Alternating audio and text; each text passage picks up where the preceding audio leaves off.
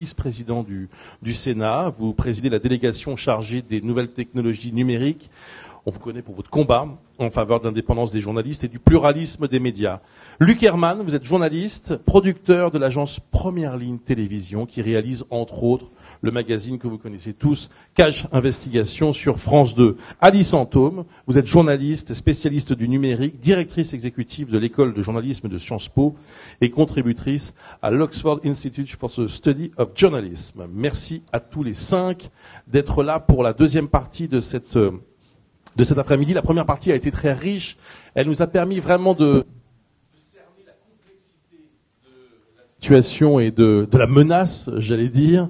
Mais ce que j'aimerais évoquer avec vous maintenant, c'est la façon dont nous pouvons montrer que le journalisme a encore de beaux jours devant lui, comment nous pouvons nous imposer, tout simplement, je dis nous, puisque je suis moi-même journaliste, nous imposer pour bien faire comprendre au fond au public que l'information est juste, vérifiée et comment elle peut être évidemment comment elle peut être contributrice donc de cette lutte contre les fake news. En fait, il y a un premier sujet très simple, hein, c'est la gratuité des fake news versus le prix, le coût de l'information. L'information a un prix. Ça, c'est une évidence. Frédéric Texereau, ça coûte cher, l'information. Un micro, s'il vous plaît.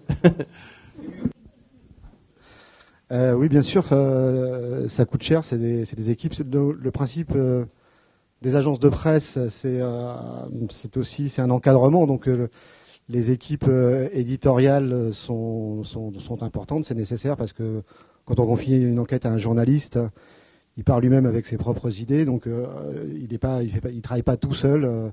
Son travail est vérifié. Il est aidé, supporté. Et donc c'est un coût humain, c'est des salaires, c'est de l'argent et c'est du temps et c'est de l'argent aussi. Luc Hermann, vous aussi confronté à cette réalité du coût de l'information. Et concrètement d'ailleurs, si on veut essayer de préciser un peu les choses, qu'est-ce qui coûte cher ? Alors qu'est-ce qui coûte cher ? On ne va pas jouer les patrons qui se plaignent toujours, mais ce qui coûte cher évidemment sont les salaires. Si on prend l'exemple de Cache Investigation, on a énormément de chance. C'est rare dans le monde. Il y a très nombreux journalistes dans cette salle. Les journalistes qu'on embauche sur Cache Investigation vont travailler pendant minimum 1 an. Donc c'est 12 mois de salaire avec une équipe de rédaction en chef, d'enquêteurs, documentalistes. Donc ce qui coûte effectivement malheureusement cher, c'est le temps des enquêtes, les voyages évidemment, les archives, mais surtout le temps d'enquête. Une belle investigation, voilà, on ne reçoit pas dans notre boîte mail des scoops tous les 2 jours et même pas tous les ans. Et donc il faut vérifier les documents et surtout et c'est là où ce temps est extrêmement important pour une bonne information, une information saine, il faut avoir le temps de convaincre les gens de parler. Il faut avoir le temps de convaincre des lanceurs d'alerte, il faut avoir le temps d'étudier tous les documents qu'on va vous donner. Je vous donnerai un chiffre, il y a de très nombreux journalistes dans la salle. Aux États-Unis, ce chiffre existe. Il n'y a pas de ce type de catégorie socio-professionnelle en France, mais aux États-Unis, il y a un journaliste pour 7 communicants. Un journaliste pour 7 communicants. Sur papier, la guerre est perdue. Il y a trop de communicants. Et c'est extrêmement dur de faire du journalisme indépendant face à des armées de communicants dans les services publics, dans les plus grandes multinationales. Donc oui, ça a un coût pour travailler pendant 1 an sur de longues enquêtes. On peut donner quelques chiffres. Une enquête d'une demi-heure à la télévision est environ financée une 40aine de milliers d'euros. Ça peut paraître beaucoup d'argent, ça ne l'est pas pour des enquêtes difficiles. Les documentaires de 52 minutes sur les chaînes privées comme sur les chaînes publiques sont financées un petit peu moins de 100 000 euros. C'est un chiffre qui peut paraître important pour la presse écrite, c'est pas important pour la télévision parce que beaucoup de gens doivent travailler. Et puis ensuite sur des enquêtes plus longues, on peut monter à des budgets au double, voire au triple. Et puis nous, notre rôle de producteur, c'est d'aller chercher d'autres chaînes de télévision européennes pour pouvoir soutenir l'effort financier des chaînes françaises. Il y a un déséquilibre ou une injustice, Alice Antôme, de voir que ces reportages, l'investigation coûte cher et que les fake news peuvent être fabriqués en 3 clics, j'exagère. Mais en tout cas, c'est plus facile et c'est forcément 1000 fois moins cher. Oui, alors il y a 2 points. Il y a d'abord dans la fabrication, en effet, ça prend très peu de temps et pas d'investigation du tout pour fabriquer un fake news. Et double peine, cette fake news va être beaucoup plus relayée et va avoir un écho beaucoup plus grand que effectivement quelque chose qui a demandé du temps, qui est vérifié et qui est publié. Donc face à ce constat, à partir du moment où on a cette double peine, c'est vrai que le travail d'un journaliste qui va avoir du mal, en effet, à réunir ce temps, à réunir l'argent, et ensuite à avoir cette chambre d'écho formidable qui n'est pas donnée au départ, on peut vraiment dire qu'être journaliste en 2018, c'est beaucoup plus compliqué que ce que c'était il y a quelques années. C'est parfois démoralisant, Frédéric, de voir que justement vous allez mettre des moyens considérables, moyens humains, financiers pour une enquête, pour un documentaire, pour un long reportage, et de voir que une fake news réalisée comme ça en 3 minutes, un petit module de 3 minutes sur Internet va avoir un effet dévastateur. Alors, on fait des films aussi qui parfois ont un effet, donc donc voilà, on n'est pas là que pour pleurer, mais effectivement, enfin c'est sans rapport. Il n'y a pas de rapport de coût, puisque d'un côté on est sur quelque chose qui n'est pas fondé, et d'un autre côté on travaille sur des sources, des documents qu'on analyse. Donc, pour moi, il n'y a pas de rapport entre les fake news et notre travail. Donc oui, c'est un peu démoralisant parce qu'ils font des clics. Mais public, on sait que des émissions comme Cash, évidemment, vont avoir un énorme impact sur le public, mais aussi d'autres chaînes, enfin, d'autres fakes. Est-ce que les chaînes jouent le jeu, Luc Herrmann? Les chaînes financent ce travail que vous faites? Alors, on est dans un moment assez difficile. Le service public, oui, indéniablement. Un magazine comme Cash Investigation, exposé en prime time, c'est un risque juridique important pour nos petites structures, c'est un risque pour France 2 également, et Arte en diffuse également. Malheureusement, il y en a de moins en moins sur les chaînes privées. Canal+, c'était, pour parler en pourcentage, c'est 35% de notre chiffre d'affaires. Lorsqu'on travaillait pour l'émission spéciale investigation, de nombreux producteurs ici dans la salle réalisaient régulièrement de très belles enquêtes pour Canal+, qui est une chaîne à laquelle je suis très attaché. J'y ai travaillé 18 ans, vous y avez travaillé aussi.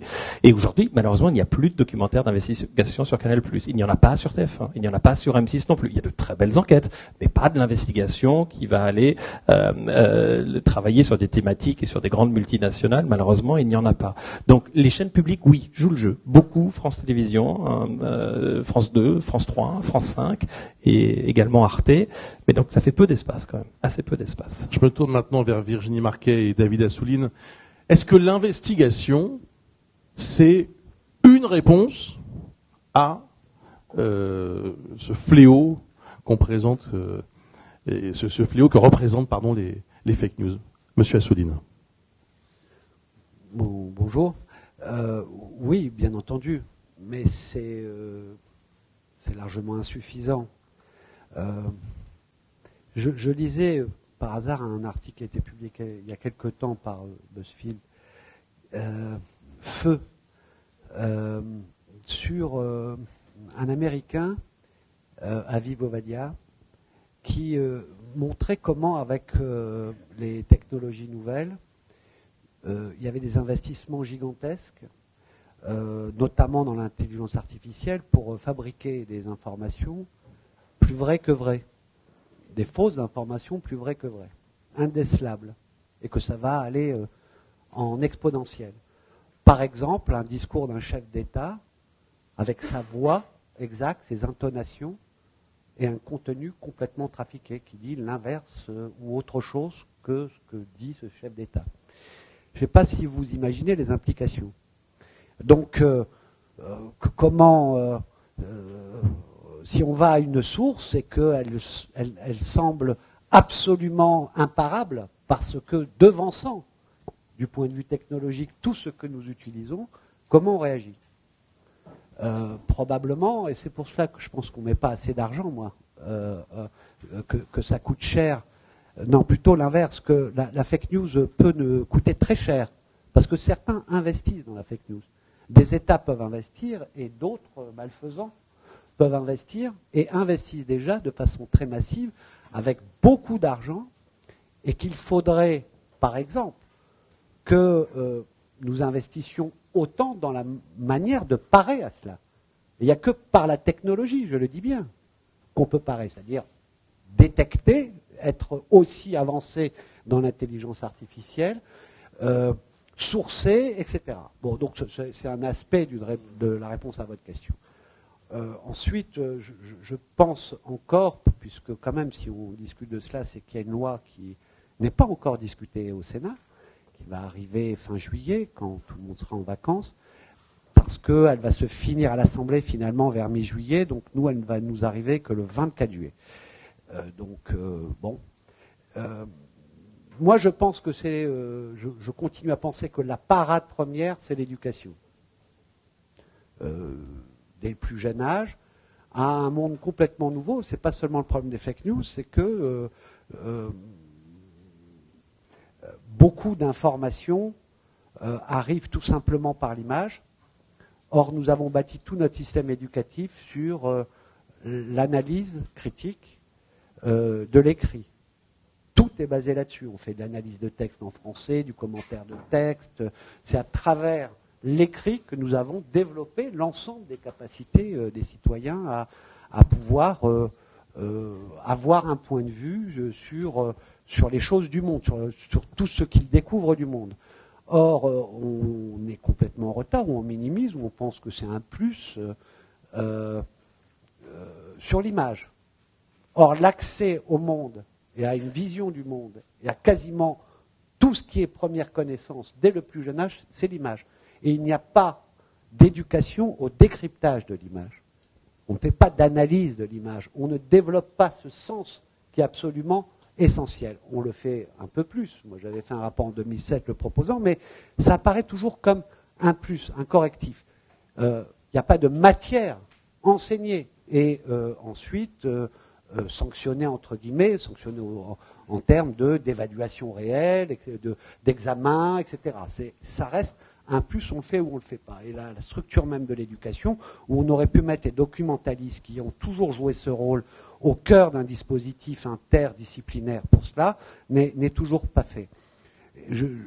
Permettez-moi de dire, puisque je suis politique et que je vais devoir me prononcer sur cette loi, très franchement, pourquoi je ne pense pas que la loi est la bonne façon de lutter par rapport à un vrai sujet. Tout simplement parce que, et d'ailleurs le législateur a bien vu tout de suite qu'il s'agit bien de la presse, et il ne touche pas à la loi sur la presse. Il contourne cette loi. Or, dans cette loi, même si c'est daté, y compris dans la terminologie, à l'article 27, est sanctionnée la fausse nouvelle, ce qu'on appellerait aujourd'hui la fausse information, l'info trafiquée, etc. Donc, il y a un arsenal qui, son seul côté obsolète, mais ça doit se travailler, c'est comment ça s'impose dans un univers numérique où la presse, c'est pas que de la presse écrite, et donc il y a un débordement, une universalité des possibilités de diffuseurs. Il y a moins de médiation qu'était la presse. Je veux juste dire qu'avec cette loi, est-ce qu'on lutterait contre un moment, puisque en plus c'est uniquement réduit au petit bout de la lorgnette, puisqu'il s'agit de sanctionner 2 mois avant une élection, etc. Alors le problème des fake news, il est quand même assez général, et on doit l'aborder de façon générale. Mais même par rapport à ça, est-ce qu'avec cette loi, on aurait pu empêcher quelque chose qui, à mon sens, a changé le sort d'une élection présidentielle en France en 2002 ? Vous vous souvenez de ce fait divers affreux, monté en boucle pendant 48 heures et qui s'est avéré une semaine après, pas complètement comme on l'avait dit, etc. Ça s'est joué à très peu, le deuxième tour. Et le deuxième tour déterminait tout le reste, y compris qui serait président. Bien. Et est-ce que cette loi, non, pas du tout. Est-ce que cette loi lutte contre l'omission ? C'est-à-dire, je peux aussi mentir au public, alors que mon rôle, c'est d'informer, parce que je ne parle pas d'une information. Ou parce que mon patron est concerné par cette information. Je le disais en audition devant les représentants de Canal+, quand la mise en examen de M. Bolloré, alors on me dit elle est traitée. Elle est traitée, mais on a le droit de la traiter en 2 lignes, on n'est pas obligé de la mettre en 1. Bien. Mais ça aussi, la hiérarchie de l'information. On peut transformer la perception en faisant d'une information essentielle une ligne invisible, ou en la montant alors qu'elle n'a aucune importance en une. Donc tout cela, on n'y répond pas, et on fait une chose, c'est qu'un juge dans un pays démocratique, et je pense que la France est un pays démocratique, vu la complexité du problème, ne décidera pas le retrait d'une information comme ça, surtout que maintenant dans la loi il y a 5 conditions assez... Et donc ça va labelliser comme bonne information des milliers de fausses informations, puisqu'elles n'auront pas été attaquées par le juge. Donc ça sera l'effet pervers absolument inverse. Donc voilà, j'ai pas complètement répondu à votre question, mais à une multitude de questions. Mais voilà ce que je voulais dire pour commencer. Alors, je rappelle que c'est un débat. Que tout le monde doit parler. Ah, c'est fini là Quelque chose me dit que vous allez revenir quand même. Alors c'est vrai que vous avez abordé beaucoup de sujets, mais qui sont en effet au cœur de notre discussion et de nos interrogations. Vous avez fait part de votre préoccupation sur cette loi. En effet, ce qui nous intéresse aussi aujourd'hui, c'est à la fois les effets pervers que pourrait procurer cette loi, évidemment, mais aussi tout ce qui, d'une certaine façon, alimente ces fake news et alimente l'envie d'y croire et de les lire et de les regarder. Virginie Marquet, quel est votre sentiment? Alors à la fois sur ce qu'on avait commencé à dire sur effectivement l'investigation, est-ce que ça peut être une réponse, et puis vous pouvez aussi répondre à ce qu'a évoqué monsieur Assouline. Alors pour répondre sur l'investigation, parce qu'effectivement, est-ce que l'investigation est une réponse aux fake news? Moi, je pense que c'est essentiel. Effectivement, aujourd'hui, ce qu'il faut, c'est mettre en avant les informations de qualité, les informations sérieuses. Il faut les soutenir financièrement. Aujourd'hui, c'est vrai qu'on est dans un contexte économique très difficile pour l'investigation, qui n'est pas forcément le sujet le mieux financé dans l'univers du journalisme ou de l'audiovisuel, puisque moi, je suis plus spécialiste de l'audiovisuel. Donc c'est important. L'investigation, c'est une information de qualité, ça nécessite du temps. Et c'est peut-être la différence entre une fake news, effectivement, qui va très vite, et pour avoir une information sérieuse, vérifiée, recoupée, il va falloir du temps. Donc oui, je pense que l'investigation est une façon, plus il y aura d'investigations sérieuses, plus on financera de l'information pertinente et d'intérêt public, et plus on pourra lutter contre les fake news, parce qu'elles auront une plus grande visibilité, en fait, sur les médias. Après, je ne sais pas si c'est la seule réponse. Pour revenir un petit peu sur tout ce qui a été dit, il y a beaucoup de choses qui ont été dites. Je crois qu'aujourd'hui aussi, il ne faut pas oublier que, enfin, ce qu'on disait au début, ça coûte cher de faire de l'information. Ça coûte cher aussi parce qu'il y a une grosse pression judiciaire.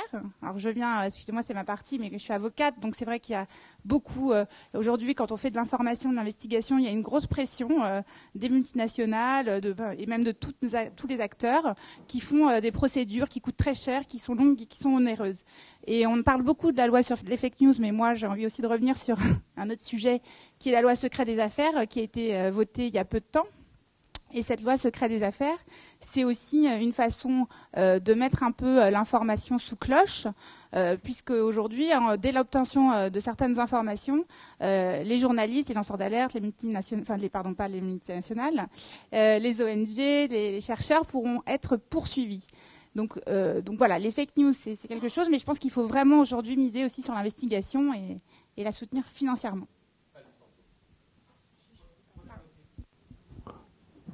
Non, mais la vraie difficulté, c'est qu'on ne peut pas hiérarchiser en 2018. C'est que, comme en gros, on ne peut pas s'attendre à ce que nos lecteurs viennent directement sur des sites web d'infos, sur des applis, et qu'en gros ils vont se nourrir de ce qui est diffusé par ailleurs, ça fait qu'on peut passer tout le temps qu'on veut à dire bah ça c'est en une, mais ça veut plus rien dire aujourd'hui, puisque c'est totalement horizontal. Et même si vous mettez beaucoup de soin à dire bah ça c'est un gros sujet, ça c'est 2 lignes, ça il y a une pleine page, etc., au fond, à partir du moment où la plupart des Français s'informent via les réseaux sociaux, c'est lissé tout ça.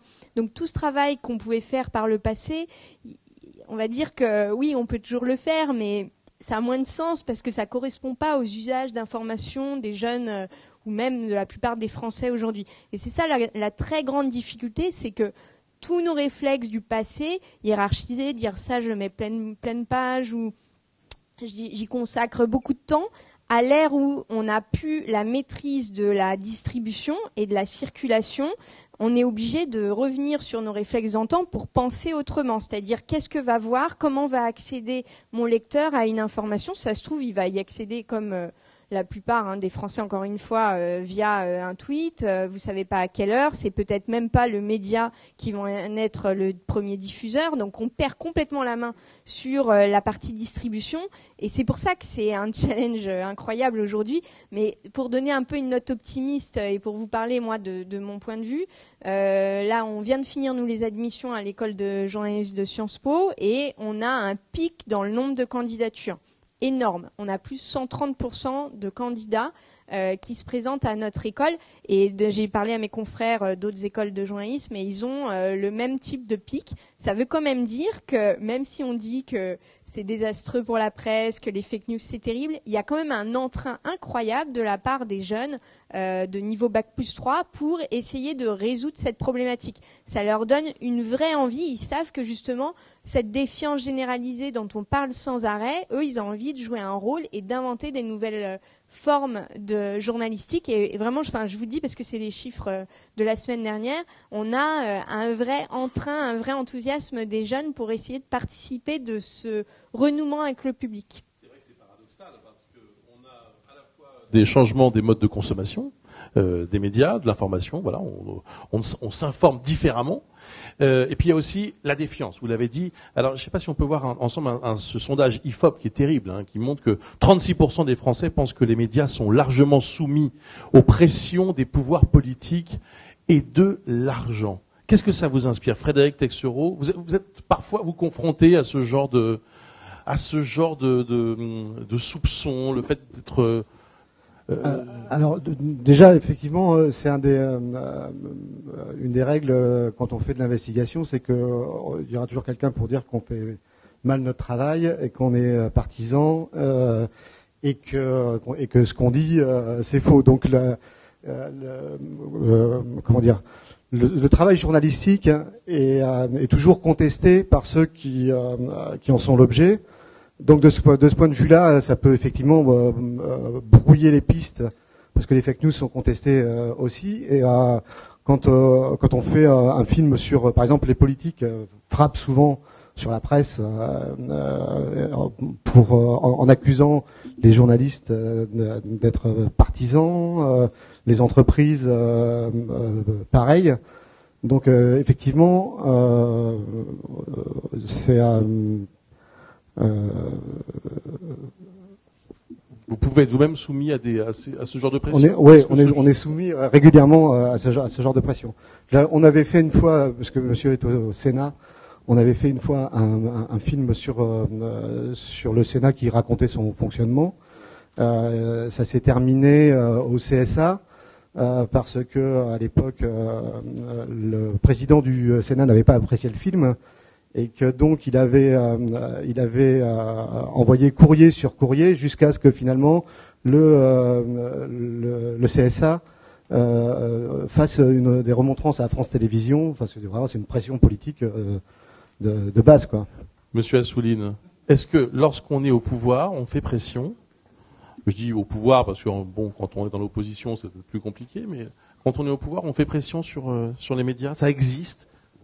C'est évident que ça doit exister, mais c'est quand même paradoxal que dans une société où quasiment 80 à 90% de la presse et des médias est entre les mains de puissances financières qui n'ont rien à voir avec le monde des médias, on mette l'accent sur cet aspect où il y a des régulations et où je ne pense pas qu'aujourd'hui la pression principale, même si je combattrai tout le temps contre, et je sais que ça peut exister, là où il y a pouvoir, il y a abus de pouvoir. Mais aujourd'hui, quand même, quand vous citez ce chiffre, 33%, il est absolument justifié à cause de cette structure même, qui est très française.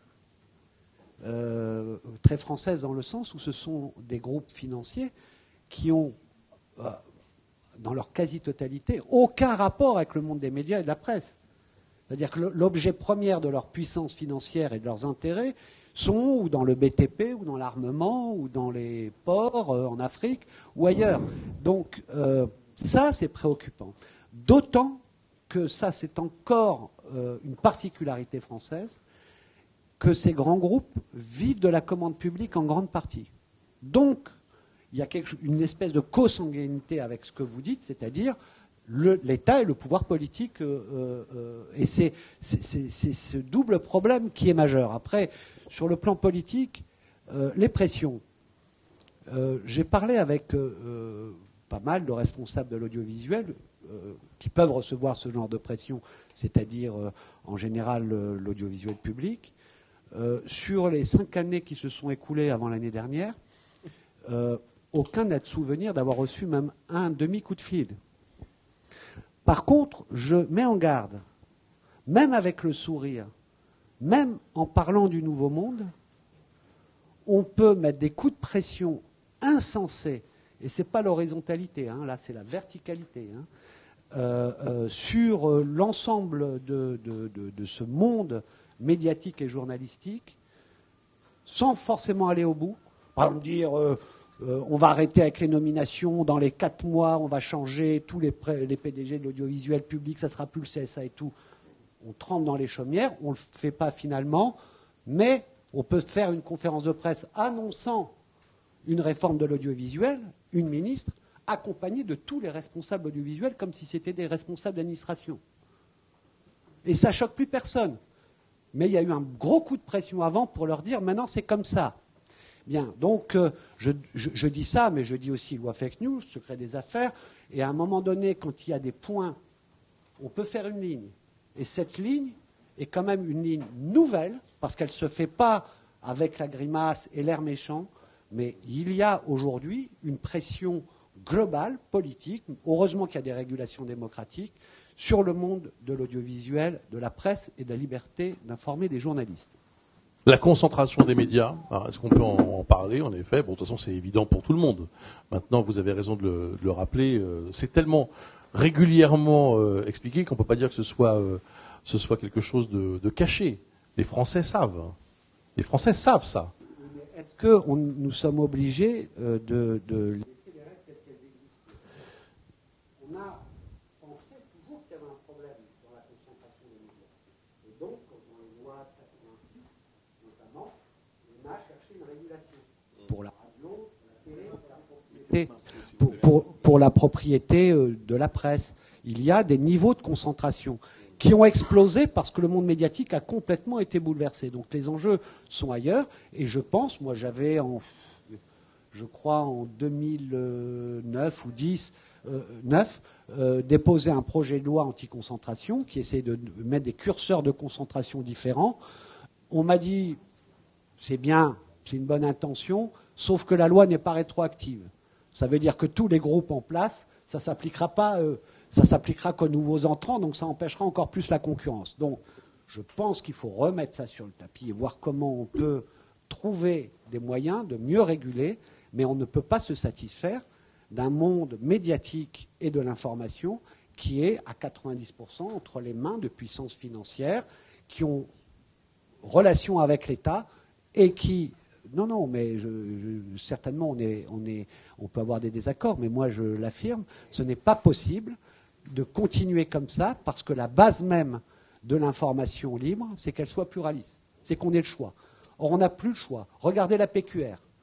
Les concentrations entre les mains de banques, de fonds de pension, de tout ce que vous voulez, fait que même quand on maintient plusieurs titres, c'est pour faire illusion et tromper le lecteur, parce que l'éditorial est le même. Donc, on croit qu'on a la diversité, on ne l'a plus. Luc Herman. Oui, je voulais rebondir, Bruce. Vous avez vu, c'est terrifiant. Regardez ce que derrière vous, David. On n'a pas assez de doigts pour compter tous les grands patrons qui détiennent.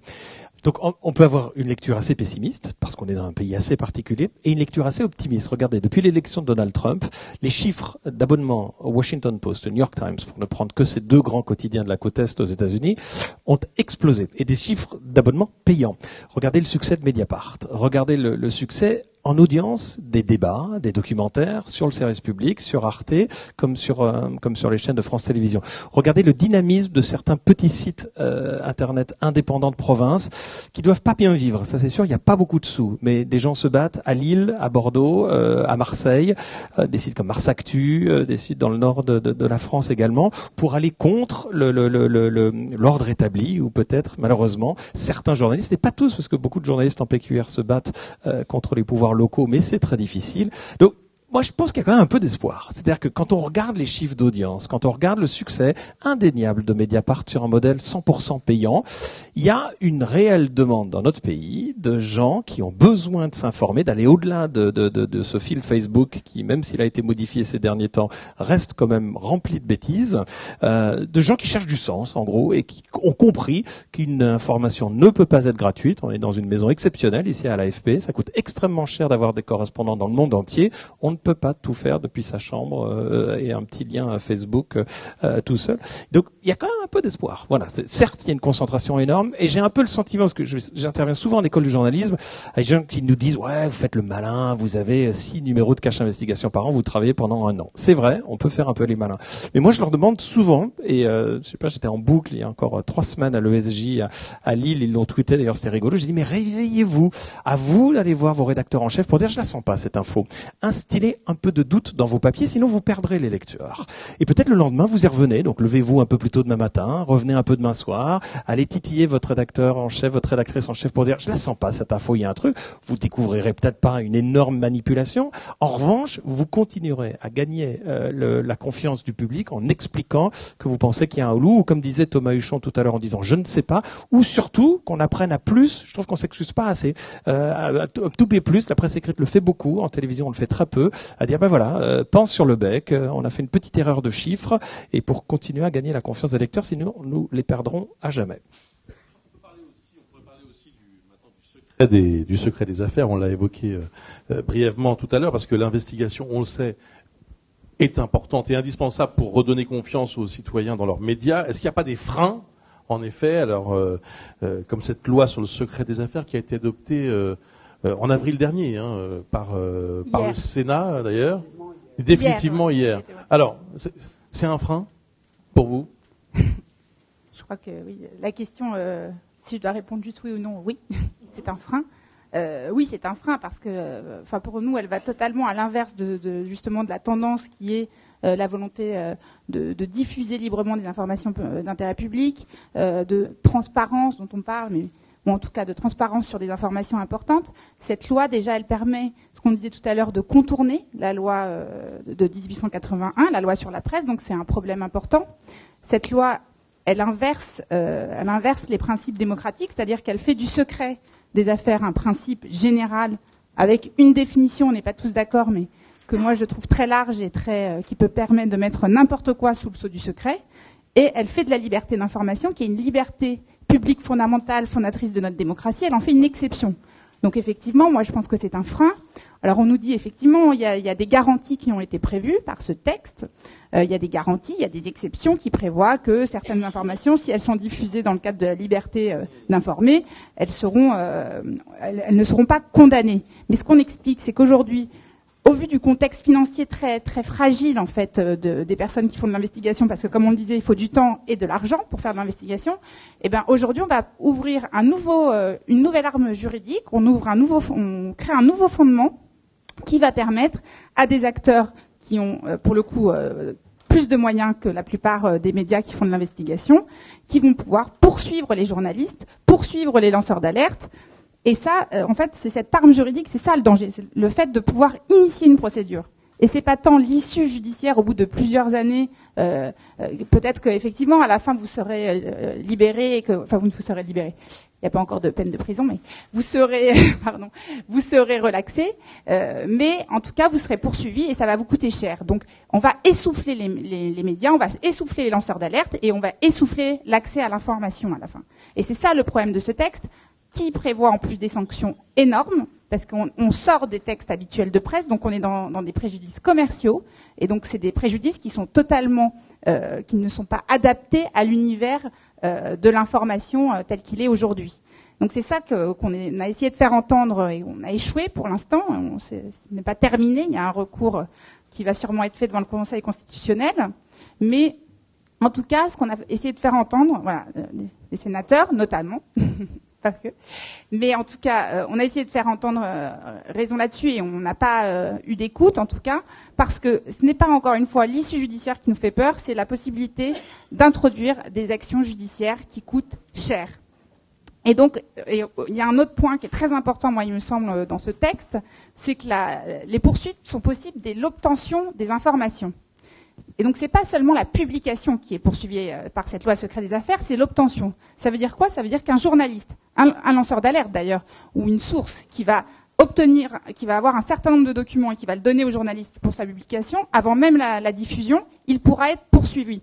Donc, pour moi, je vais être un peu excessif dans les termes, mais ça s'appelle de la censure.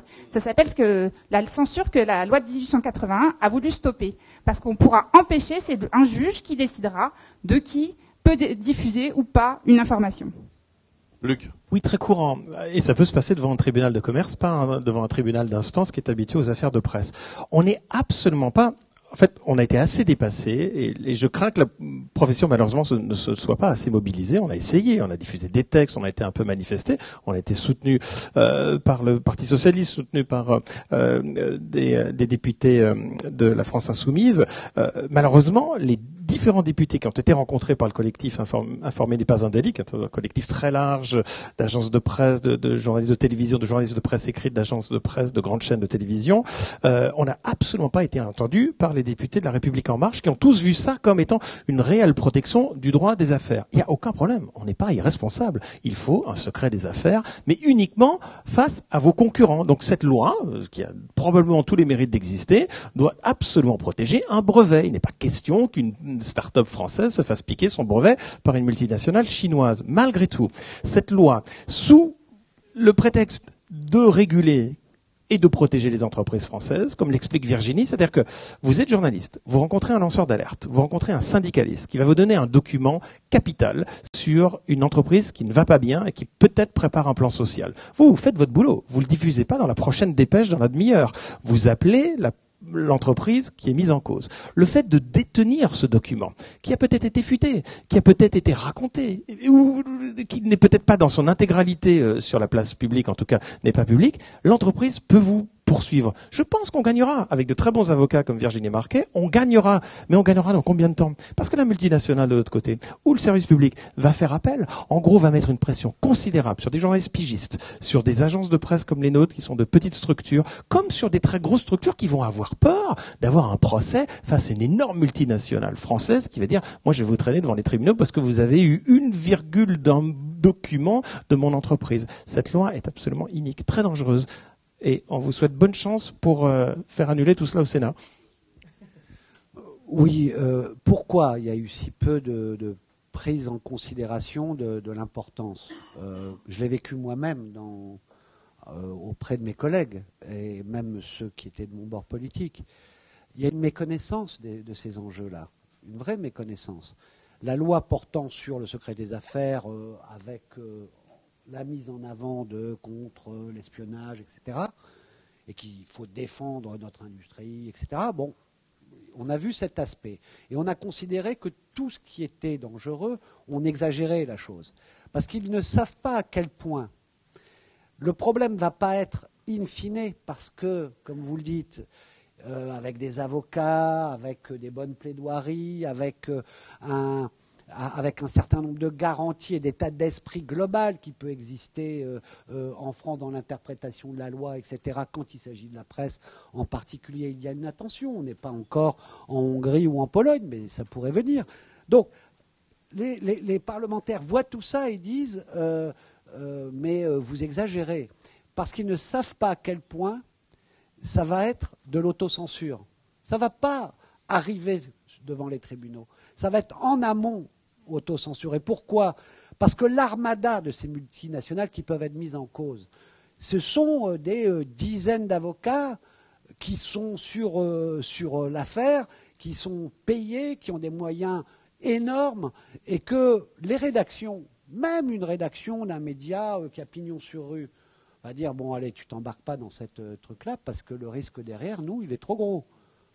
Déjà, il y a dans vos rédactions, probablement, en tous les cas quand ce n'est pas des rédactions qui font que de l'investigation, il doit certainement y avoir une bagarre pour ces journalistes de dire on met ça en priorité par rapport à traiter le dernier match de foot, etc. J'adore le foot, hein, mais bon, donc ce qui apparaît plus évident. Bien. Donc déjà c'est une bagarre. Mais là, en plus, s'il y a ce danger, on va lui dire non, là, c'est même pas une question, on ne veut pas te censurer, on veut pas. C'est que derrière, si tu es tapé, eh bien, on peut couler la boîte. Donc, on ne le fera pas.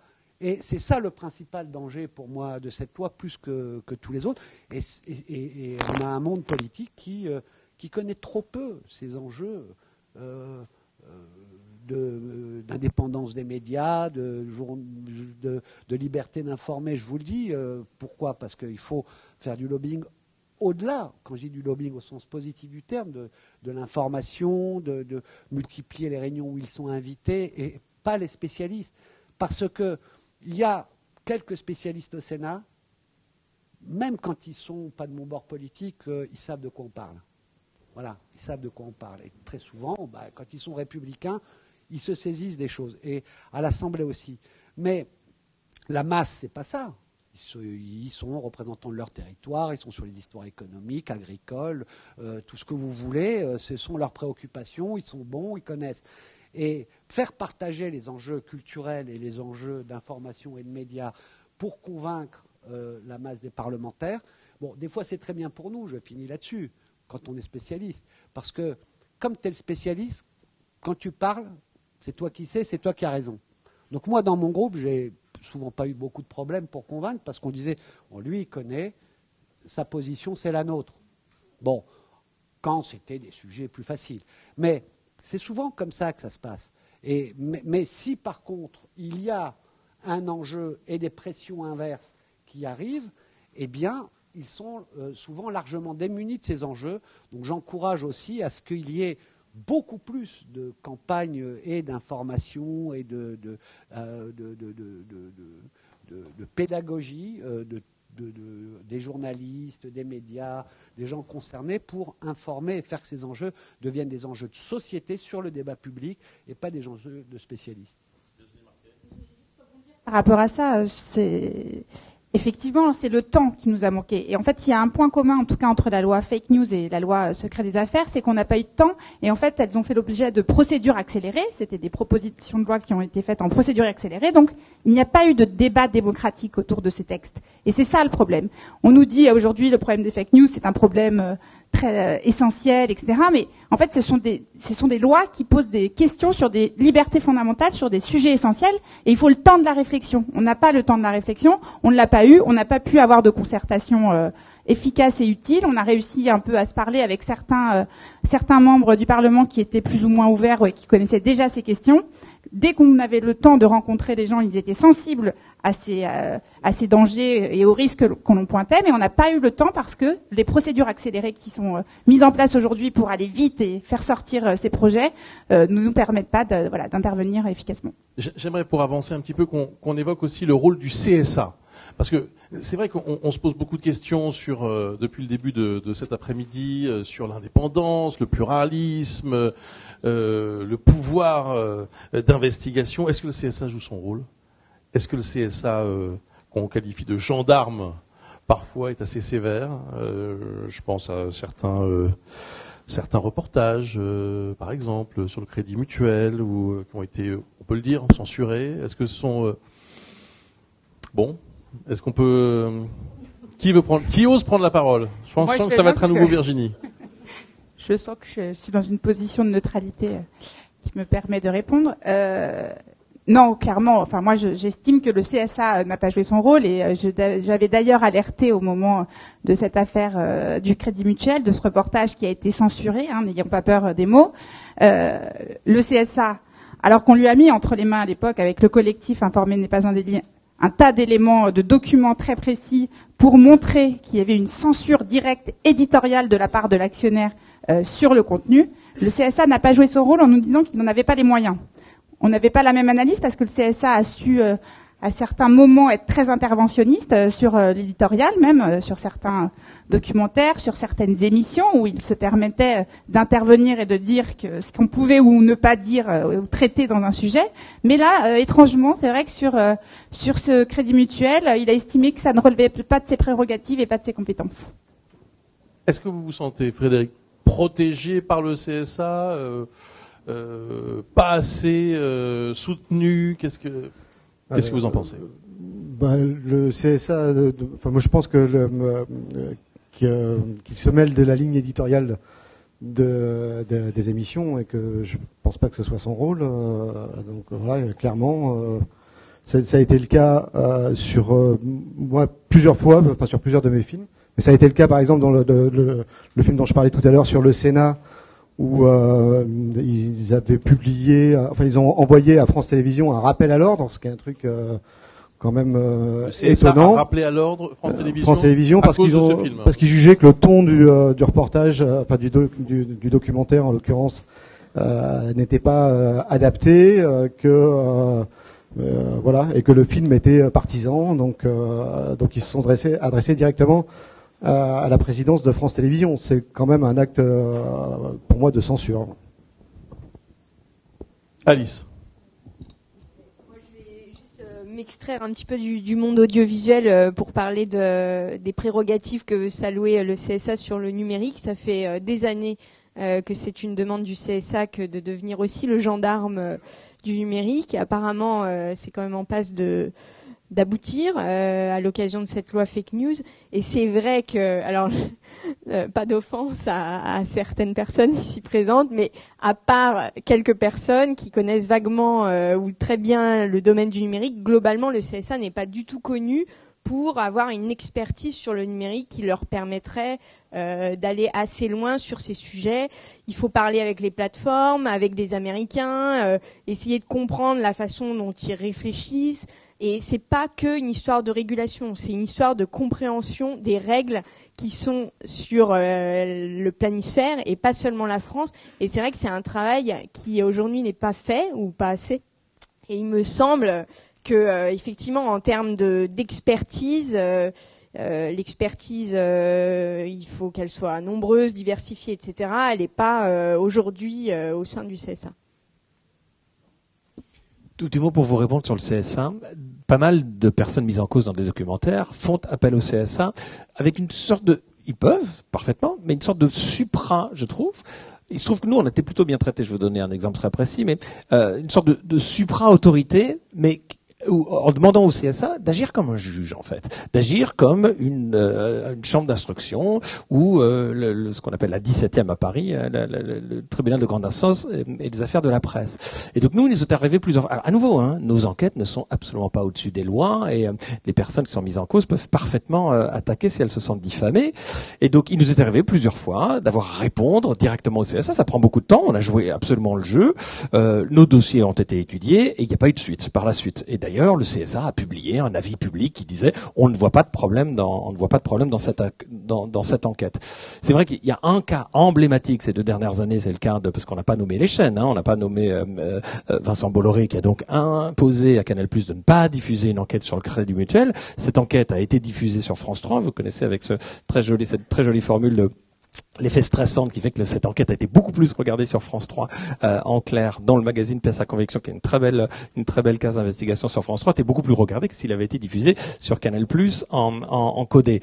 Malgré tout, voilà, là le CSA doit avoir un réel rôle de protéger la liberté d'information sur une chaîne comme Canal+. Donc là, c'était très délicat que le CSA qui a entendu Vincent Bolloré n'ait pas une position beaucoup plus ferme. Oui, vous voyez bien que selon les affaires, selon les sujets, on dit que le CSA ne fait pas assez ou qu'il en fait trop. Donc il y a un vrai sujet là. Il faut un peu de cohérence quand on juge une institution globalement. Ensuite, on peut voir et même critiquer cette institution sur tel ou tel avis qu'elle a rendu, parce qu'on juge qu'elle n'avait pas à rendre cet avis, qu'elle est sortie de ses prérogatives. Tout ça, c'est le débat. Mais je mets en garde sérieusement tous ceux qui pensent que affaiblir ou taper le CSA est la solution. Parce que derrière, imaginez, la régulation, ça sera l'État, ça ne sera pas le CSA. Ça sera le pouvoir politique. Donc, attention. Ensuite, sur le net, moi, j'ai été un partisan qu'il y ait une régulation des contenus audiovisuels sur le net. Alors, est-ce qu'on va créer une autre instance que le CSA ? Je ne crois pas. Parce qu'il s'agit de contenu audiovisuel, c'est-à-dire la mission du CSA. Ou sinon, vous avez des contraintes qui s'imposent à tout un tas de médias audiovisuels. De plus en plus, on regarde autre chose que la télé classique, etc. Donc ça se passe sur le net. Et là, il y aurait fort chabrol. On fait ce qu'on veut. C'est de la même façon quand, parce qu'ils pensent toujours avoir des bonnes idées, même quand ils jouent les idiots utiles, le groupe Vert au Sénat arrive et dit on supprime la pub avant les émissions jeunesse sur le service public. Parce qu'il faut protéger les jeunes, tout ça. Or, le service public, c'est là où il y avait le plus de protection, y compris des pubs avant. Où va cet argent? 20 millions en moins pour le service public, c'est pas grave. On les retrouvera et on ne les a pas retrouvés au budget là, justement. Ça fait 20 millions en moins pour le service public, pour la création, pour l'investigation, pour tout ça. Mais enfin, on a dit, et on avait les familles derrière, on protège nos enfants et tout, ça allait de l'extrême droite à l'extrême gauche, la panoplie des soutiens, ça faisait bien. Moi, j'ai dit que c'était des idiots utiles. Pourquoi? Et je suis monté à la tribune en montrant sur YouTube ce que regardent les mômes en réalité. Parce qu'ils regardent plus massivement YouTube que les chaînes de l'audiovisuel public. Et avant des émissions, des films, des Disney, hyper regardés, hyper connus, tu as du McDo, des vidéos d'une extrême violence, et il n'y a aucun régulateur pour dire ça, c'est pas possible. Et où va les pognons, les 20 millions qu'on a enlevés au service public? Ils vont là, parce que de toute façon, ils veulent toucher les enfants qui regardent la télé. Si à la télé, ils ne peuvent pas, ils les mettent. De toute façon, on n'a même pas besoin de leur dire. Ça migre, la publicité, de plus en plus sur le net, puisque c'est là que c'est regardé. Donc, c'est juste pour dire, il faut une régulation pour les contenus audiovisuels. Après, il y a le sujet, un autre sujet qui a, je ne sais pas si vous en avez parlé à l'autre table ronde tout à l'heure, qui est, et par rapport aux fake news, et par rapport à la régulation de toute la presse, de tout contenu d'information, qui va au-delà des médias. Les médias, c'est autre chose. Aussi, c'est cette idée d'avoir une instance de la profession, je ne vais pas dire comme l'ordre des médecins et tout, parce que ça n'a rien à voir, mais qui puisse à un moment donné produire de l'autorégulation. Parce qu'il s'agit aussi de défendre une profession, ses valeurs, sa déontologie, etc. Et alors ça sera compliqué à monter, que tout le monde soit d'accord, qui est dedans. Oui, en Belgique, ça existe. C'est pas forcément sous la même forme. Ce que je veux dire, c'est que pour les contenus presse, parce que là, avec le CSA, on ne répond pas à tout ce qui est écrit. Et la presse, c'est aussi ça. Mais moi, je suis plutôt favorable pour que l'ARCEP et le CSA soient dans une collaboration. D'ailleurs, l'ARCEP pourrait aider le CSA sur tout ce qui est algorithme, etc., parce que ce n'est pas leur spécialité, pour réguler la télé. Il y a des compétences que n'a pas le CSA qu'à l'ARCEP. Et à l'inverse, il faudrait que le CSA, sur des contenus audiovisuels, puisse avoir des prérogatives qu'elle a dans le monde audiovisuel, et qu'il y ait une instance avec un collège formel de membres du CSA et de membres de l'ARCEP pour régulièrement évaluer et s'harmoniser pour réguler ces deux endroits. Vous évoquiez à l'instant le jeune public. Alors, ça pose une dernière question avant qu'on demande à la salle d'intervenir dans cette discussion. C'est comment regagner la confiance du public, et en particulier des jeunes téléspectateurs, des jeunes auditeurs. Est-ce qu'il faut inventer de nouvelles écritures? Comment est-ce qu'on réussit à reconquérir ce public, ou alors est-ce que c'est foutu? Alice Antôme, vous qui avez donc ces étudiants qui viennent vous voir et qui sont de plus en plus nombreux, qu'est-ce qu'ils vous disent? Qu'est-ce qu'ils attendent de la télévision? De la télévision en tant que téléviseur, sans doute pas grand-chose, mais de l'information, oui, ils en attendent beaucoup. Ils ont autour d'eux, et ils nous le racontent, des gens qui leur disent « Moi, je cherche pas à m'informer, je cherche à être conforté dans ce que je pense déjà ». Alors, c'est pas toujours formulé à ce point, mais c'est quand même l'idée. Et évidemment, moi, c'est vrai que je travaille à Sciences Po, j'ai quand même la chance d'être avec des élèves qui sont quand même plutôt correctement éduqués. Et malgré tout, et Thomas Huchon l'a peut-être dit à la table ronde précédente, puisqu'il travaille aussi pour nous, malgré tout, même à ces niveaux quand même d'études supérieures après le bac, on a des réflexes qu'on retrouve à tous les niveaux, dans toute la France, même dans des milieux qui sont pas forcément habitués à lire et qui n'ont pas des grilles de lecture bien développées. Même à Sciences Po, il y a des élèves qui sont en défiance, ne savent pas ce que c'est qu'une source, donc sont incapables de dire est-ce que c'est fiable ou pas, parce qu'ils ne sont pas capables de dire qui a produit tel ou tel contenu.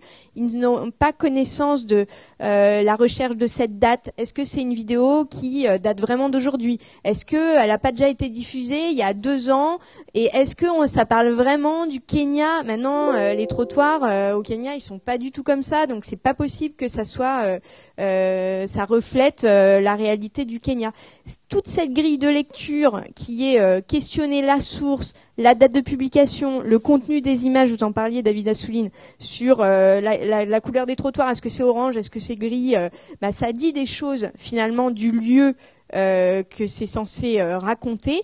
Et cette grille de lecture-là, il faut l'insuffler à peu près tous les niveaux, à Sciences Po aussi, évidemment c'est ce qu'on fait, mais il y a un gros travail, enfin c'est pas ici avec Thomas Huchon, ils le font également à des niveaux inférieurs au niveau lycée. Nous on s'en occupe, on a quand même 14 000 élèves à Sciences Po, à Paris et dans différents campus en région, donc tous ces élèves-là sont éduqués pour avoir cette grille de lecture, même s'ils veulent pas forcément devenir journalistes, ils sortent quand même avec un diplôme qui leur dit oui je sais décrypter une image, une vidéo, je sais quand elle est manipulée et je sais repérer une source et remonter jusqu'à cette source. Même si, encore une fois, ils ne sont pas forcément amenés à devenir journalistes, ils sortent avec ce bagage-là. Mais bon, c'est 14 000 élèves seulement, on a du travail aussi partout en France. C'est dur de faire venir les jeunes à la télévision. On a une petite satisfaction et une grande fierté, c'est que les chiffres d'audience de Cache Investigation avec Élise Lucet montrent qu'il y a de nombreux jeunes qui viennent voir France 2 et pas uniquement donc sur France 2.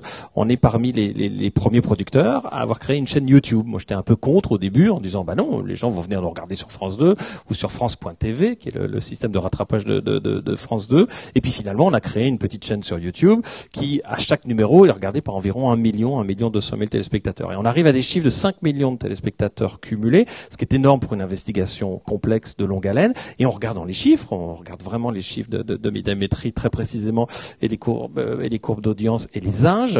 Eh ben l'âge moyen de France 2 descend pas mal lorsque sont diffusées ces enquêtes où on a pris un parti pris qui agace un peu les gens de notre âge. On rigole un petit peu, on injecte un petit peu de malice, on injecte des dessins animés, on va choisir des musiques un peu plus rock'n'roll que d'habitude. Donc il fait beaucoup d'investigations à Canal+, on parlait très sérieusement avec des musiques trop sérieuses. Donc on a décidé de modestement casser un petit peu ces codes et ça marche vers les jeunes. Et puis alors nous tous, producteurs, on se bat beaucoup pour produire des programmes courts sur Internet. On est là pour le coup très fiers de data journalisme. On a un petit programme qui s'appelle Data Gueule qui marche extrêmement bien sur YouTube et qui n'est diffusé que sur YouTube, qui est financé par France Télévisions, mais qui est diffusé sur YouTube et qui remporte aussi vachement d'adhésion chez le jeune public. Les nouvelles écritures ou la nouvelle façon de... Frédéric, vous voulez pas nous dire un petit mot? Qu'est-ce qu'on peut faire? Est-ce que vous y pensez quand vous préparez un documentaire, un reportage, lorsque vous le produisez? Est-ce que vous avez ça en tête, honnêtement? Ce à quoi on pense, c'est effectivement les gens qui vont voir le film ailleurs que devant leur poste de télévision. Et de plus en plus, les chaînes et nous-mêmes, on fait attention, on est à l'écoute de cette audience-là. Par contre, je sais pas, j'ai pas de renseignements aussi précis que Luc. Je connais pas les âges. Je ne sais pas. Je pense que le public est plus jeune effectivement quand il le regarde sur YouTube ou ou pendant la période de rattrapage. Nous, effectivement, on met aussi nos films derrière quand une chaîne prend une diffusion pendant 8 jours. Donc, c'est elle qui le diffuse sur son site internet et derrière, après, nous, on les met en ligne sur une chaîne YouTube aussi. Et qui augmente l'audience et ce qui touche un autre public. Donc oui, je pense que c'est évidemment l'avenir. Oui, ces derniers temps, j'ai souvent, quand on parle de cette révolution des usages, je raconte souvent une anecdote qui rentre en écho avec ce que vous dites. Ma fille, qui est plus jeune, bien entendu, qui est jeune, un jour rentre et me dit « Papa, j'ai vu une super enquête, etc. » Je lui dis « Mais tu l'as vu où ?» Elle me dit « Je sais pas, je crois que c'est Canal. » C'était Canal. Je lui dis, mais tu l'as vu comment? Je l'ai vu sur mon ordinateur avant de dormir, en replay. Et ça rentre en écho tout de suite. Je dis, non, c'est France Télévisions qui l'a fait. Donc dans sa tête, c'était l'esprit Canal, on va dire. Avant que Bolloré vous broie, c'était dérangeant, c'était tout ce que Canal faisait plutôt à ce moment-là comme enquête. Mais il s'agissait de France Télévisions. Donc, de plus en plus, c'est pas la marque du diffuseur qui va être repérée. Le jeune, de plus en plus, ne se dit pas je vais regarder France 2 ou je vais regarder Canal. Il va regarder telle émission, Cache Investigation. Ceux qui savent sauront que c'est sur France 2, mais Cache Investigation, il va aller le regarder. Et donc ça, dans la révolution des usages, c'est très important parce que, comment dire, le diffuseur en linéaire va avoir son importance. Il pourra tenir que s'il produit à côté toutes les télévisions de rattrapage, etc. Ça, je crois qu'ils en ont pris conscience. Mais il va y avoir une obligation pour exister en linéaire dans certains domaines. Tout ce qui est du direct. Tout ce qui n'est pas possible de regarder comme ça. Et c'est l'info. C'est l'info. Et donc, quand on est absent et qu'on laisse l'info en continu, ce qui donne le là toute la journée en matraquage à autre chose que l'audiovisuel public, c'est-à-dire à BFM, eh bien, on décide que l'information, l'essentiel de ce que reçoivent comme information les citoyens, va venir d'un groupe privé qui a sa propre ligne éditoriale, sans beaucoup de concurrence d'ailleurs. Et puis le sport.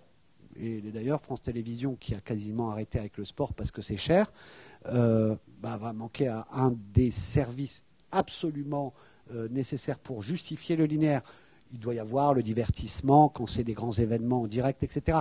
Mais c'est très important, effectivement, de maintenant voir comment on résiste, on n'a pas parlé aujourd'hui, aux plateformes qui sur le net font la loi. Puisque si les usages, ça va être avant tout, et je crois que c'est aujourd'hui la majorité des jeunes, je n'ai pas le chiffre exact en tête, mais je crois que ça atteint 70%, regardent la télévision d'abord sur le net à travers les 70%. Donc sur une génération plus tard, vous voyez ce que ça va donner. Si c'est ça la tendance, il va falloir un peu mettre au-dessus de l'étage la bagarre face aux grandes plateformes, aux GAFA. Et on n'en a pas parlé là, mais sur les fausses informations, sur tout ce que vous voulez pour assurer une indépendance et une existence médiatique autonome, c'est la lutte essentielle qui est devant nous. Alors, quelques questions. Je vous en prie. Question ou mise au point? Je me sens obligée d'intervenir, je vous prie de m'excuser. Peut-être pour éviter les fake news. Je suis Nathalie Sonac, membre du CSA, vous en doutez. Juste avant, j'étais au Conseil national du numérique à la Hadopi et j'étais professeur des universités en sciences de l'information et de la communication. Je dirigeais le département de l'Institut français de presse. Mais c'est bien dommage parce qu'il y a notamment Nicolas Curien, mais il s'avère aussi que Olivier Schramek, qui est président du CSA, c'est lui qui a créé le réseau des régulateurs européens, qui s'appelle l'ERGA, en 2013, donc avant que nous n'arrivions. Et qu'en créant l'ERGA, c'est lui qui a porté, avec, et tant mieux, les autorités françaises aussi, beaucoup, l'importance de la responsabilisation des plateformes et de les mettre dans la directive SMA, donc de services de médias audiovisuels, qui incessamment, le trilogue vient de se terminer, sera certainement voté à l'automne. Et grâce à lui, grâce à ce qu'a fait le CSA, et il s'avère que je suis en charge des affaires européennes, a complètement pris en considération le fait que les plateformes soient maintenant intégrées, les réseaux sociaux ainsi que tout ce qui est streaming live, diffusion en direct, doivent être intégrés. Donc, et si je puis me permettre, circonscrire le CSA à 7 membres, c'est faire pas honneur à une institution qui est d'abord une autorité publique indépendante, d'autre part qui est 300 membres, 300, donc on est 7 membres, mais 300 personnes, Et je crains que vous alliez un petit peu vite en besogne en considérant que le CSA n'est pas armé. Il s'avère que nous faisons des études de très grande qualité, notamment sur le numérique. On a organisé un colloque en 2015 sur les plateformes numériques. Non mais que vous soyez, ben oui, mais c'est pas ce que vous dites et vous laissez entendre le contraire. Non mais pardon, c'est juste une non pas, je le prends pas comme une attaque, mais il s'avère que il me semble que c'est gravissime de considérer d'ores et déjà d'emblée de dire le CSA n'est pas armé, vous me regardez parce que moi je suis au CSA, j'ai fait du numérique. Attention, c'est une institution, c'est respectable, il y a beaucoup de gens qui travaillent et pas simplement 7 membres qui sont mis comme ça devant. Une journée, c'est pas le procès du CSA. Non, mais c'est très bien de pouvoir et c'est génial. Non, Monsieur Toussaint, c'est pas compliqué, c'est de considérer que le numérique ne puisse pas. Mon ton est vif, c'est parce que c'est la dynamique du sujet.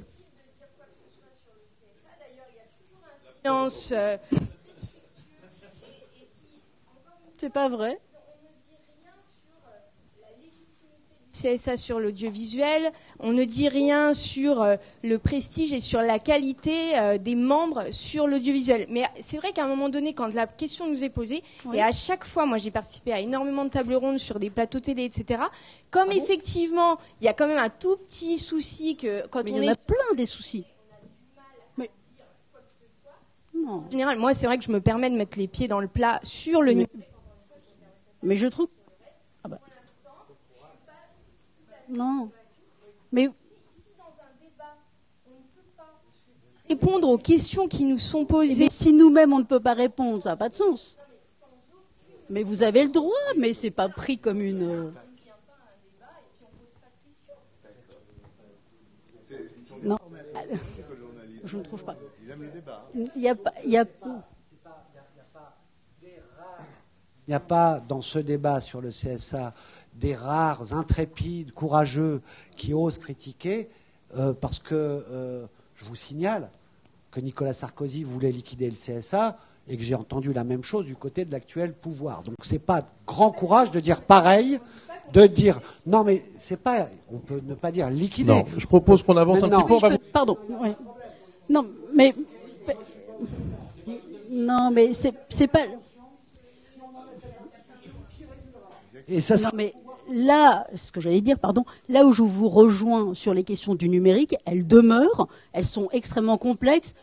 Donc moi j'ai peut-être pris pas bien, et je vous prie de m'en excuser si vous trouvez ma réaction vive, mais c'était simplement pour considérer que ça m'ennuyait que finalement, laisse-moi finir, que l'institution soit ramenée à 7 membres, et c'est pour aussi faire un peu honneur à ceux qui y travaillent et qui, notamment sur les questions numériques, ont beaucoup avancé. Maintenant, il y a des milliers de questions, et notamment la question sur les fake news. C'est extrêmement compliqué, les définitions, on le voit bien dans les débats, sont pas du tout arrêtées, et que clairement, il s'avère que néanmoins, sur la question du numérique, il y a eu des avancées qui ont, et particulièrement au niveau de l'Europe, qui ont été importantes. L'autre point, et alors là, je comprends parfaitement, et là vous inquiétez pas, j'ai un devoir de réserve, je ne reviendrai pas dans le CSA d'émissions. Il y a beaucoup de émissions dont les téléspectateurs nous interpellent. Donc il s'avère que sur certaines émissions, là c'est assez drôle, il y a la décision du Conseil d'État sur Hanouna qui vient de tomber, donc on pourra en discuter. Il s'avère que sur certaines émissions, en général, depuis un an, je crois qu'on a eu à peu près 80 000 téléspectateurs, auditeurs ou internautes qui sont aussi présents, nous ont interpellés sur tel et tel sujet. La moitié sont intervenus sur Hanouna, mais on a à peu près 40 000. Comment ça fonctionne au CSA? Et c'est aussi pour ça que je reviens sur les GT, parce que je peux comprendre qu'en surface, on a l'impression que c'est 7 membres, nous on est toujours mis en avant, c'est quand on est là, les gens parlent moins bien, et je suis pas du tout, j'étais prof à la fac, et donc je suis au contraire pour les échanges et la discussion. Mais il faut aussi voir comment ça fonctionne, et ne pas laisser croire, et c'est en ce sens que je me permettais de répondre, ne pas laisser croire ni ne laisser accroire quelque chose qui fonctionnerait sur on a des coups de fil, c'est très politique, là on n'intervient pas, alors sur Bolloré on intervient, mais sur France Télévisions on n'intervient pas. Il s'avère que chaque point, mais non, c'est vraiment pas juste. C'est pas juste parce que c'est pas vrai. Non, ce n'est pas vrai. Mais est-ce que vous savez juste, je veux terminer, est-ce que vous savez comment c'est instruit? Il s'avère que quand il y a une demande qui est faite, il y a les équipes une fois encore, du CSA qui instruisent. Ensuite, on échange avec soit les journalistes, soit les patrons de chaîne, soit le directeur de l'antenne. Enfin, il y a tous les niveaux possibles et imaginables d'une chaîne. Donc, ça veut dire que vous avez été auditionné, donc vous avez été entendu par le CSA. Eh ben, tant mieux. Bah, ah, c'est autre chose. C'est-à-dire que la conclusion ne nous vous sied point. Ah non, mais c'est en ce sens que vous voyez, la précision est importante. Le résultat ne vous sied point, vous avez le droit. Mais vous ne pouvez pas dire que vous n'avez pas été entendu. C'est pour le câble numérique. Vous avez entendu et écouté.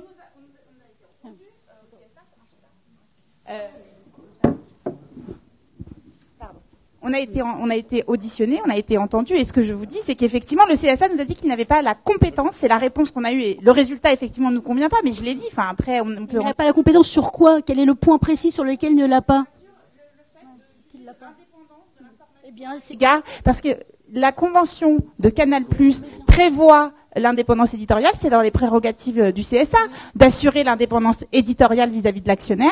Cela n'a pas été appliqué dans ce cas-là. Bien. Donc effectivement, s'il vous plaît, je voudrais juste Christian Gerin, président du SATEV, vous dire un. Non, en tant qu'organisateur, je vais voler au secours du CSA. Non, mais le CSA va bien. Bon, je le garde là. Ça me semble dangereux là. Un petit peu sur nous, agences de presse. Bon. Je l'ai dit à Nathalie tout à l'heure à l'interclasse. Nous, agences de presse, on n'est pas fanat que le CSA s'immisce dans la déontologie. On préfère de loin l'idée d'un conseil de presse sur le modèle belge.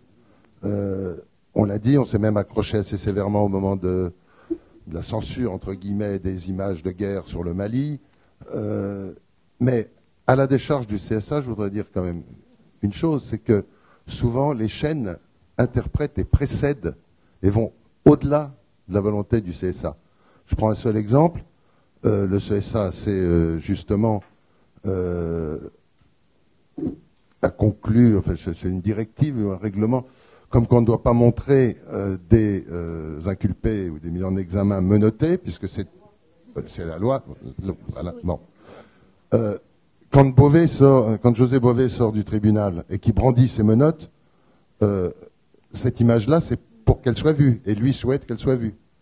Or, c'est un exemple concret, dans la chaîne, on nous a obligés à flouter les menottes des mains tendues de Bové avec ses menottes. Quelquefois, ils vont plus loin que les directives ou même que la... Mais là, c'est pas aller plus loin. Vous voyez, regardez cette difficulté-là. La loi dit qu'on ne peut pas. Et il s'avère que, en l'occurrence, dans l'exemple que vous me donnez, vous me dites que, donc je ne fais que reprendre ce que vous me dites, il fait exprès de les montrer. Alors, on doit trier, quoi, le gré de livre? Qu'est-ce que je fais quoi? La loi dit qu'on ne peut pas. Je comprends parfaitement, on peut en comprendre le message, mais vous voyez bien que c'est toute la difficulté après et qui existe à chaque fois, c'est l'interprétation. Là, en l'occurrence, c'est même pas une accusation en l'occurrence du CSA, c'est que le CSA, lui, il a pour mission de garantir la liberté de communication. Et les parlementaires ont transcrit une loi et que le CSA, lui, dans son rôle, c'est plus que sa mission, son rôle, c'est de le faire appliquer. Alors, par moment, ça peut ne pas plaire. Là encore, s'il intervient avant, c'est de la censure. Lorsque le CSA intervient, il ne peut intervenir que ex post. C'est-à-dire une fois que c'est fait. Même si on sait que ça va être mal fait, mais c'est fait pour être fait. Vous faites quoi? Et le CSA dispose d'un pouvoir de sanction, ce qui fait de lui un juge de première instance. En appel, en appel, il y a le Conseil d'État. Mais non, il n'est pas Et peut-être sur un autre point que soulevé sur le numérique, parce que je trouvais vraiment important, et avec le lien avec les autres autorités indépendantes, ça se fait déjà depuis longtemps entre les services techniques que peut avoir l'ARCEP et le CSA, ou le CSA et le CNC. Par exemple, on a sorti une étude il y a 2 mois avec le CNC. Il s'avère que là, on vient de signer une étude qu'on réalise avec la Hadopi. C'est pas parce que finalement, ça ne se fait pas forcément en haut, sous système de fusion, alors on sort les grands mots, alors donc après il y a toute l'artillerie qui peut aller avec, mais les négociations, les discussions, les études, les échanges se font déjà depuis bien avant qu'on arrive, depuis plusieurs années.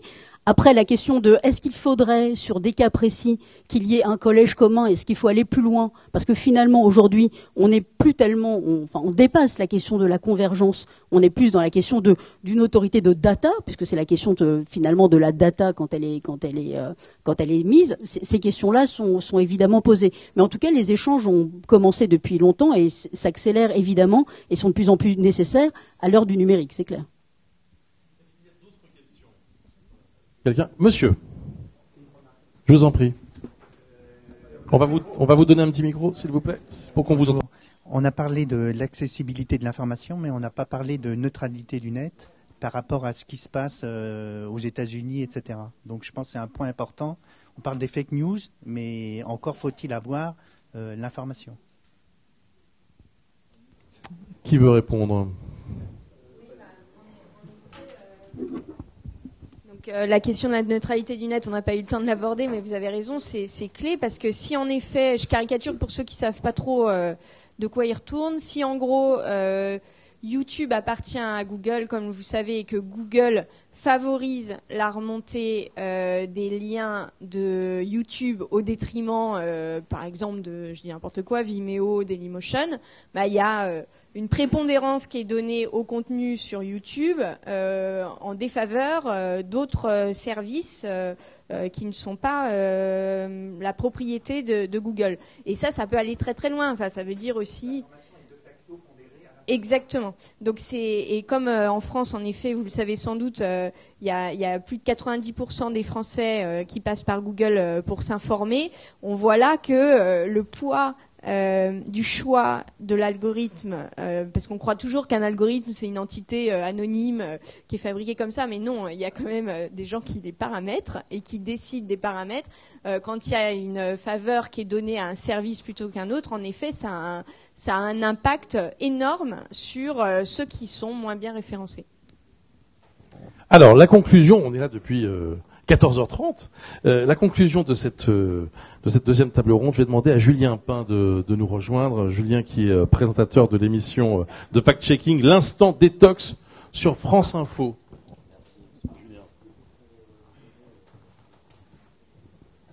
Alors, c'est moi qui conclue, c'est ça? D'accord. Je vais faire redescendre un peu le débat avec des exemples pratiques, parce que moi je suis fact-checker, et je voudrais vous parler d'un exemple récent. Vous avez tous vu la vidéo de Mamoudou Gassama. Est-ce qu'on m'entend correctement? Vous avez tous vu la vidéo de Mamoudou Gassama, et on se dit qu'avec une vidéo pareille, on ne peut pas avoir de théorie complotiste qui se développe. Eh bien si. Et pour vous montrer le côté ubuesque de mon boulot de fact-checker, c'est qu'il y a des gens qui ont raconté que cette vidéo avait été bidonnée, que l'enfant n'était pas tenu par la personne en haut, que ce migrant n'avait pas pu escalader, etc. Et donc il a fallu que des gens passent du temps, et je suis sérieux, pour aller chercher d'autres vidéos qui montraient la même chose, expliquer dans des longs articles que si, ça s'était passé. Et vous vous rendez compte de cet aspect ubuesque, il y a des gens qui ont travaillé 2-3 jours pour démonter une fake news, mais complètement ridicule. Qui était complètement ridicule. Et c'est du temps de travail. Des gens, des journalistes de ma rédaction ou des rédactions de France 24, en l'occurrence, là, qui ont passé du temps pour faire ça. C'est complètement ridicule et pourtant on le fait tous les jours maintenant. Voilà. Alors maintenant, les tables rondes, c'était sur comment on lutte contre ces fake news. Sujet qui, évidemment, m'intéresse. Je ne vais pas refaire le débat qui était long, mais les pistes qui ont été abordées n'étaient pas chiantes. D'ailleurs, parce que moi, je l'ai suivi sur Facebook Live. Le moment sur le CSA a beaucoup plu. Alice, bravo, tu as animé la discussion. Mais comment lutter? Allez, je reprends les pistes qui ont été sorties. Est-ce qu'il faut une loi sur la manipulation de l'information? Je ne vais pas rentrer dans les détails, tout le monde n'était pas d'accord, et ça a été animé. Est-ce que l'investigation est une réponse? Est-ce qu'il faut des techniques, des technologies plus sophistiquées? Auquel cas, avec quel argent? Parce qu'on ne va pas se mentir, on n'en a pas beaucoup en ce moment. Je travaille à France Télévisions, pour ceux qui ne connaissent pas. Est-ce qu'il faut plus d'éducation? Prendre les enfants plus jeunes, et c'est là que ça se joue. Est-ce qu'il faut mieux contrôler les réseaux sociaux? C'est Twitter, c'est Facebook qui n'arrêtent pas de nous dire moi je suis responsable de rien, j'ai les tuyaux, j'ai les serveurs, et c'est vous, aux médias, qui n'avez pas de pognon, de tout faire. Est-ce qu'il faut mettre fin à ça? Est-ce qu'il faut faire évoluer le CSA? Bon, vous m'en voulez pas, là je vais pas relancer le débat. C'était très intéressant, mais on va en rester là. Est-ce qu'il faut lutter contre la concentration des médias? Pourquoi? Parce que si on lutte contre la concentration des médias, peut-être qu'on va rétablir un lien avec les gens. Parce que les gens sont pas bêtes. Et les schémas qu'on voit là sur à qui appartiennent les médias, on n'est pas les seuls à le savoir. Et les gens le savent. Et sur Internet, ils en parlent. Donc est-ce que c'est une piste pour se rapprocher des gens? Voilà. Après, pour vous montrer à quel point on est dans un panier de crabes compliqué, je vais vous lire quelques commentaires que j'ai vus sur le Facebook Live. Parce que moi, je regardais du coup le Facebook Live. Et j'avais des commentaires qui disaient, et je rappelle que c'est le Facebook Live de l'AFP et de France Info. Donc on n'est pas quand même sur une terre complotiste à la base. Les journalistes ne sont pas crédibles. J'en ai marre des reportages bidons. Les journalistes, eux aussi, font des erreurs. La presse, comment ne pas se faire manipuler? Et au final, c'est notre seule source d'information. Voilà. Et ça, c'était encore une fois sur la page d'un média sérieux. Je ne vous parle pas d'une page de complotistes. Là, vous seriez surpris. Vous levez les yeux, vous pensez qu'on est des complotistes à France Info? Non, vous m'avez fait peur 2 secondes là. Ne respectent pas la déontologie. Est-ce scandaleux de dire cela? Peut-on le dire? Les journalistes sont-ils en capacité de l'entendre? C'est grave. Je crois que je vous ai vu sur la page sur le live, ouais. Mais honnêtement, vous avez le droit de tout dire. Et si vous saviez, comme je suis habitué à ce qu'on me dise tout, il n'y a vraiment aucun problème, on peut discuter de tout, et je pense que les journalistes, ça fait longtemps qu'on est un peu descendu de notre piédestal, et qu'on sait qu'il faut parler aux gens. Ceci dit, ça m'amène à ma dernière partie, parce que je pense que vous avez raison. On se parle entre nous, là. On est tous là, avec nos chemises, on se parle entre nous, mais est-ce que finalement, on n'est pas tous convaincus qu'il faut lutter contre les fake news? Si. Les gens qui vont sur le site de France Info, les gens qui sont sur ma timeline sur Facebook, les gens qui me suivent sur Twitter, je leur envoie tout mon fact-checking, je me dis, ouais, j'ai fait mon travail, c'est génial. Sauf que ces gens, c'est déjà des gens qui me suivent, c'est déjà des gens qui me croient. C'est pas les gens qui étaient sur le Facebook Live en train de dire qu'on était tous à raconter des inepties. Et le problème qu'on a, et je le vois tous les jours, c'est qu'on fait du fact-checking, on y met quand je vous ai parlé de Mamoudou Gassama, on passe du temps à faire ce fact-checking et on l'envoie à qui? On l'envoie à des gens qui sont déjà convaincus que les fake news, c'est un problème. Et les gens, concrètement, qui croient aux fake news, on les touche pas. Qu'est-ce qu'on fait? Parce que ça, c'est un fait. Alors, je n'ai pas la solution et j'ai pas l'impression que des solutions soient sorties. Alors évidemment, on se dit, il faut toucher les jeunes. Il faut aller sur YouTube, il faut aller sur Twitter. Mais une fois qu'on a dit ça, vous croyez que parce qu'on va balancer nos vidéos sur Twitter et sur Facebook, ah bah ça y est, les jeunes vont se dire, bah tiens, je vous regardais pas à la télé, mais ça y est, là, j'ai vraiment envie de vous regarder. Non, il y a un vrai travail de changer nos codes, changer notre façon de leur parler, s'adapter à ce qu'ils racontent, de leur parler avec leur langage. Mais je dis pas que j'ai les solutions.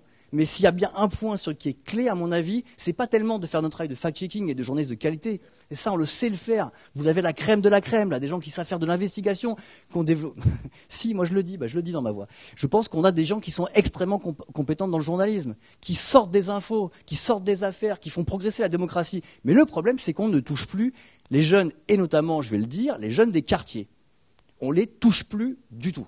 On peut faire 50 caches d'investigation, on peut leur en balancer du France Info sur le canal 14, sur le canal numéro 1, on ne les touchera pas. Donc comment on fait? Moi, je vous parle juste de ma petite initiative à moi. C'est juste pour faire réfléchir. Moi, j'ai fait du fact-checking pendant 15 ans. Bon, j'en avais marre parce que j'avais l'impression de toujours parler aux mêmes personnes. Ce que j'ai fait, c'est que maintenant, je fais du fact-checking dans la rue. Alors, c'est ma petite initiative à mon petit niveau. Je prends mon iPhone, comme ça, là, je fais des lives et je pars parler avec les gens. Pourquoi? Parce que les mecs, ils sont obligés de me faire rentrer dans leur bulle. Ils ont une bulle, ils ne veulent pas me parler. Je suis le grand Satan.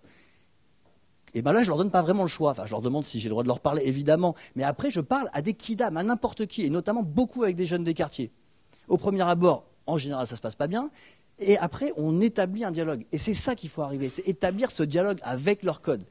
Alors ça s'appelle l'instant détox. Ça marche très bien sur Facebook. On a des millions de personnes qui regardent l'instant détox. Et moi, j'ai regardé les statistiques parce que c'est quand même pratique avec Facebook. Ça touche les 18-24 ans principalement, et pourtant autant vous dire que je ne suis plus vraiment dans cette tranche d'âge, donc c'était plutôt pas mal. Et si vous regardez les commentaires, et si vous regardez qui regarde, c'est beaucoup des jeunes de quartier.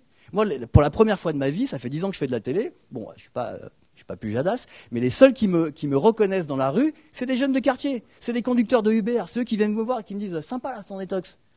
Ils n'ont pas l'impression d'avoir regardé une émission de fact-checking, ils s'en fichent du fact-checking, mais ils ont appris un truc, voilà.